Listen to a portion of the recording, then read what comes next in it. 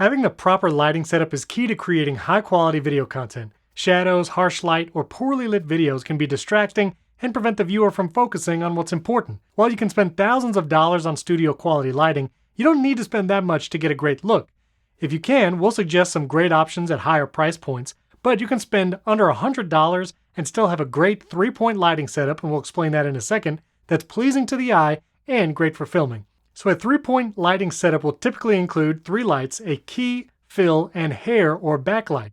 The reason why it takes 3 lights is because you want to be able to separate yourself from the background. That's what the hair light or backlight does. You need a fill light to reduce some of the shadows on one side of your face, and then your main light, the key light, is what provides most of the light for the scene. You want a soft, diffuse light for that. So when it comes to your key light, you need to remember that this is the main light that's going to be used to illuminate your subject or you if you're in the video. If you're doing a top-down desk shot of like a product or tutorial, you could point the key light straight down, but most of the time you want the key light about at a 45-degree angle from you as the subject and elevated so it's not pointed directly at your face at eye level.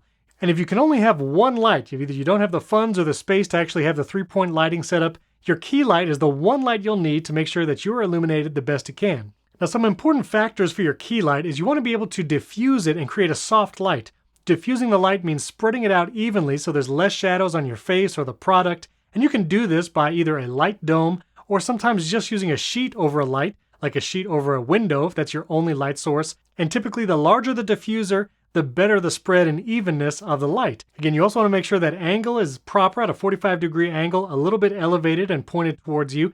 You want to make sure the color temperature is matched with your other lighting, and the white balance on your camera matches the color temperature of your key light. And if possible, getting a key light that's not only color temperature variable, but also dimmable. I'll mention some specific lights in a moment, but for instance, this is a GVM video light. It's an LED light. It is color temperature adjustable. It can be battery powered or plugged in via power, which is great, especially if you're shooting outdoors. Sometimes lights like this can come with kind of a sliding diffuser. This white plastic that's semi-transparent will help diffuse the light a little bit, but you definitely want a larger diffuse source if possible. You can use a larger diffuser with a light like this. We'll put some links in the video description to products that you can put over a panel light like this, and you can get something like this for just about $50. For example, I'm going to shut off all the lights here in the studio except for my key light so you can see what that looks like. So as you can see, this is just the key light, and it's still doing a lot of work. I'm still illuminated. You do see some shadows on this side of my face because my fill light is off, but if you only had one light, this could do the trick.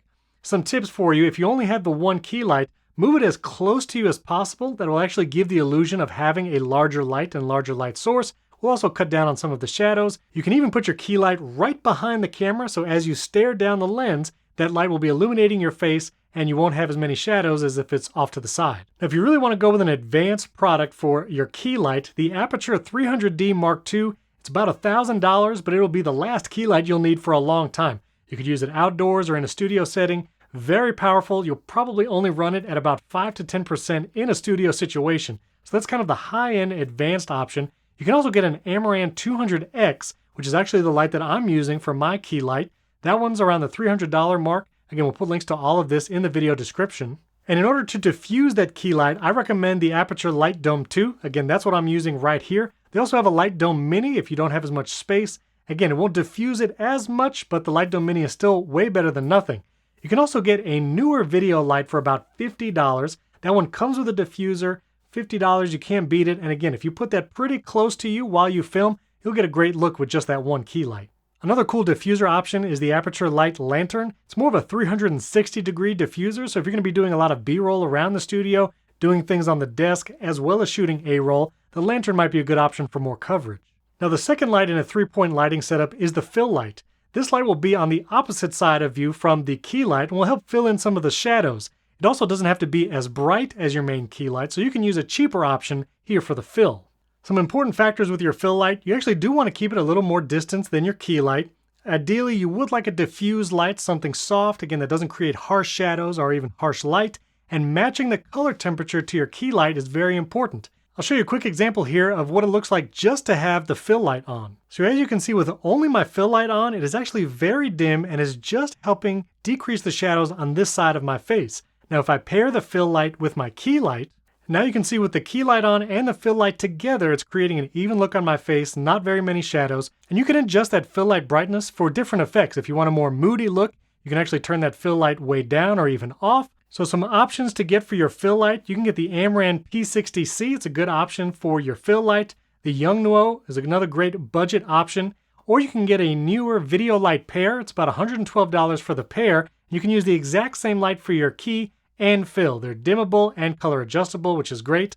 Or you can even use what I'm using, which is the Elgato Key Light Airs. They connect to your Wi-Fi network so you can adjust the brightness and color temperature from the Elgato app on your computer or your phone. And the third light in the setup is the hair light. This light is actually going to be behind the subject or behind you as you're filming, pointed down towards your head. The main purpose of this light is to separate you from your backdrop so you don't blend into the background and kind of it feel real flat. The hair light or backlight will help create that separation. Some important factors for your hair light is the color temperature matching both your key and fill, and you also want it to be out of the shot. You don't want to see a light behind the subject unless you're doing that for effect or you want some accent lighting. But the hair light is actually behind me and up, and you can't see it here in the camera shot. And one more time, I'll show you an example of just the hair light without the key or fill. So as you can see, the hair light is barely noticeable on my head, but you can see it kind of catching my hair and my head right here, and that's creating a little bit of separation. I could turn this up a little more to create more separation. And now you can see the hair light is now off. You see I lose a little bit of that separation. You don't see my hairline as much. But if I turn the hair light back on and adjust brightness, now you'll see that little bit of light on my head and it creates that separation from the background. Now again, your hair light does not have to be super bright or super powerful, so you don't have to spend a lot of money there. You can get a newer $30 LED little light and put that on a wall or on a stand behind you. Also, the Aputure Mini is a great option. Again, links to all those products are in the video description. Now you also might want to add some accent lighting behind you in the scenery, different than the 3-point lighting, so it's not lighting you as the subject, but it adds some visual interest behind you and helps separate you from the background. You'll see I actually have this little circle here. This is an Eve flare. I can change the color. I actually have a Hue sign lamp, which is right behind me, which I cover it when I'm on camera, but that is also lighting the background and I can change that color. Plus there's some other accent lighting down here where I can change the color, lighting those shelves. Here's what it looks like when I turn off all those accent lights. And you can see I'm still pretty well lit, but you lose visual interest and separation from the background. So now if I turn all those back on, going to have that separation from the background and adds more visual interest. We'll put links to some of those lights in the video description as well. A last note, remember that reflections and things like monitors are also light sources and may change how the video looks depending on how bright those sources are. For instance, I have a computer monitor right off camera, but I have to keep it very dim while I record, otherwise that will be an additional light source that might not match the other ones. So if I turn the brightness on that monitor all the way up, you'll actually see it changing the look on my face, and now I have a reflection in my glasses. Not a great light when I want to film. Also, different surfaces that are near your face can cause reflections. So if I put this kind of white material next to my face, you'll see it actually changed the light on my cheek there. It's actually just reflecting the light from the monitor. This is not a light source itself, but because it's white and it's close to my face, it's going to change the color temperature and look. So I have to turn this monitor all the way down and make sure there's not something reflecting the light. And that's what you need a preview monitor for, to make sure that light is even and nothing's reflecting off the desk. If you have a white desk, you have to be careful of those light reflections. So keep an eye for those additional reflections and light sources that you might want to turn off or turn down, like your ceiling fan lights or other ceiling lights, before you record. So those are some tips on a pro lighting setup in your home or studio. Links to everything we talked about in the video description, and drop a comment below if you have any questions about lighting or video, podcast. We'd love to answer you in the comments, and we also have a ton of videos on the channel. So subscribe to the channel, hit the bell icon. You can even learn how to automate your podcast flow and record with in-person and remote guests at the same time. Thanks for tuning in. We'll catch you in the next video.